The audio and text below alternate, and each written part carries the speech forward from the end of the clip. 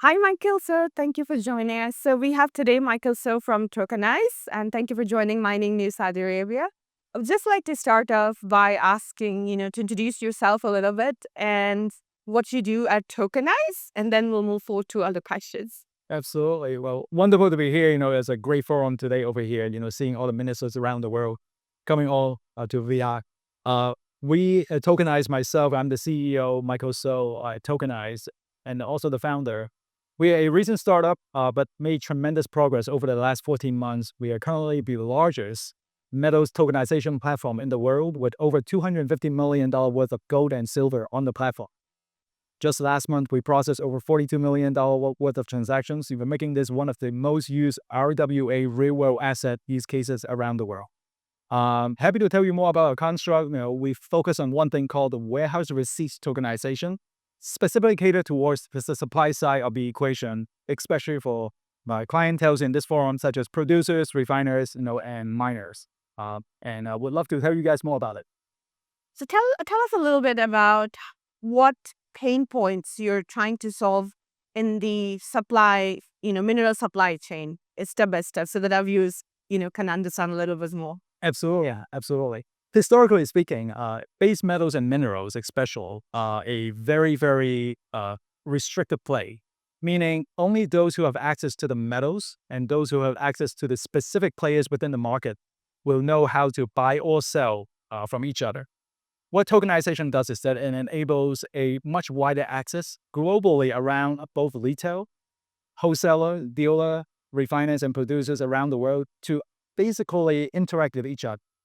The way we have constructed the business model is that we allow for producers to basically ring fence their assets and inventory, allow for those assets to be represented in the form of a warehouse receipt, such that those who are looking to acquire these receipts can now have direct ownership, direct access, and rights towards those underlying goods. This applies for commodities, applies for minerals, and of course, metals, that we see around the forum today. And what is your business model and how you have evolved from the initial stages to right now in terms of the business model and revenue? Absolutely. We started in North America. We used to work with, my team, have over 7 years of experience, working in the industry since 2018 in various capacities. We work with the likes of the mints, the refiners, the biggest one in the world. We also work with dealers, in North America. Today, our model is as a software as a service company, so which is something that we call tokenization as a service. What it does is that it means we allow for the existing players to still use the business construct and the setup the way they are today, except that we replace the inventory management system with that of a blockchain. So what it means is that they don't have to change much, if at all. Our platform at the Tokenized called Agent Portal allows for direct API integrations towards the inventory management systems the industry use today. And for that reason, there's minimal change, but allow for the minimum and a maximum amounts of impact towards the business side of the equation. Okay, it's good to know. And how do you see the revenue model evolving as you go? Do you see other types of streams that you're looking for, and what kind of partners you're looking for to go into that revenue model? Absolutely. So today we charge basically a SaaS model fee. So those who pay us, they get to access the system, the inventory, and the software, such that they can basically use the blockchain correctly through their own issuances. In the future, we believe that because we are integrated so tightly with the supply chain side, we also Tokenize would love to also join the warehousing business and allowing for direct access, for those who are actually non-metals players, to be able to participate directly into the metals market. We believe that this is a commodity. Oftentimes, many of the applications, for example, the consumer retail phone apps, they today don't have an easy way, to access the metals, in the background. Not only precious metals, base metals, can also be at play.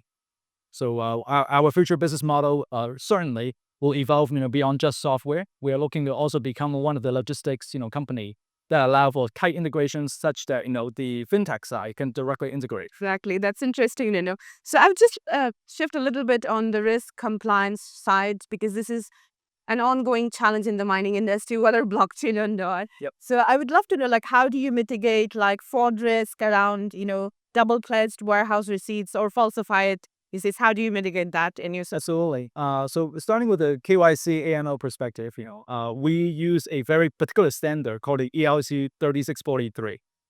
That particular standard on the ELC side, Ethereum side, allows for players to apply permission structure towards an otherwise public blockchain. Very soon you'll hear from us, and within the next 15 days, one of the blockchain is being chosen as the one to represent a major program. But because of using a ERC 3643 construct, this means that the existing compliance procedures, policies can all be inactive. And for that reason, the same controls and risk mitigation policies, can be implemented.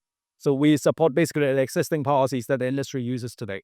But in addition to that, because of using blockchain, what we call provenance can also be demonstrated by looking at the transaction history on the blockchain. And for that reason, we encourage people to basically allow for these transparencies to be demonstrated. And for that reason, give a better governance.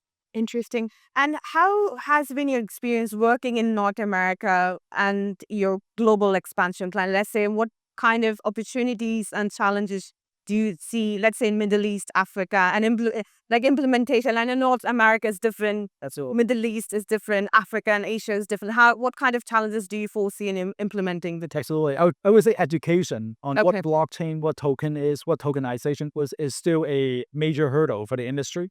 I think there was rapidly increasing, as to the use case and why blockchain matters. In North America side, we have worked with some of the biggest players in the space in the past. And this is the second year for us to be attending FMF in Saudi Arabia right here.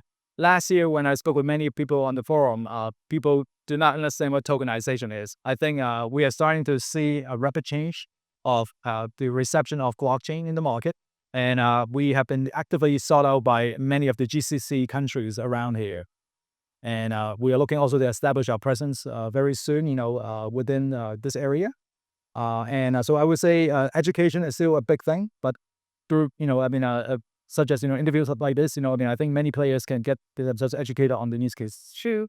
And what has been your traction so far? And are you looking to fundraise or partner? If you can shed some light on that. Absolutely. So we today are the largest tokenization platform independent operator. We are not the issuer. We strictly act as a software service provider. We already have over $250 million worth of gold and silver on the platform, making us, one of the largest, if not the largest, in terms of the independent operation. We already have begun a lot of the existing MOUs to tokenize other metals such as palladium, platinum, and also base metals such as nickel, copper, and cobalt. And just yesterday, we got a lot of inbound into tokenizing even rare earth. So we believe that, we are looking to tokenize many of the elements on the periodic table.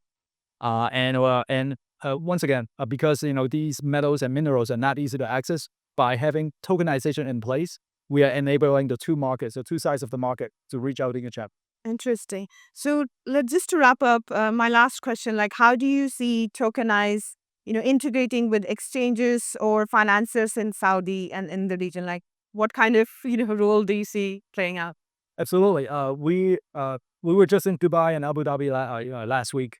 We have already been sought after and reached out by many of the fintech, such as phone apps, people and software companies, and also apps that are looking to directly allow for, say, for example, one of the telecom company phone apps to allow for users to buy gold and silver directly, and that's only the beginning.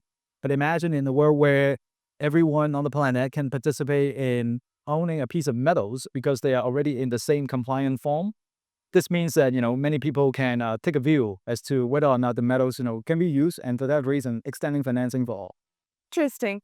And what would your success look like, let's say, going forward in the next 4 or 6 years, like in the global supply chain? What kind of, milestones you want to achieve? What is the future looking like for you? Like, what would be the ideal future for Yeah. Tokenize? Yeah. In the immediate future, within this year, 2026, we are looking to have over $1 billion worth of asset on our platform. But for the wider industry, not just for ourselves, if we were to see a major change in, for example, the inventory being tokenized, reaching, for example, upwards of $10 billion, I think we are starting to see use cases that can rival directly towards the LME level warehouses. And as like LME warehouses, is crucial to many of the financial structure around the market here. So any use cases such as futures settlement, such as finance, that trade finance banks today use, rather than just relying on paperwork, bill of lading, warehouse receipt, that are still kind of traditional in the past. What it means is that we can enable these kind of collateralization in a more immediate real-time senses. I think that will benefit for all. Interesting. Michael, so thank you so much for talking to Mining Saudi Arabia. And we'll stay in touch and wish you all the best. Thank you so much. Wonderful. Thank you.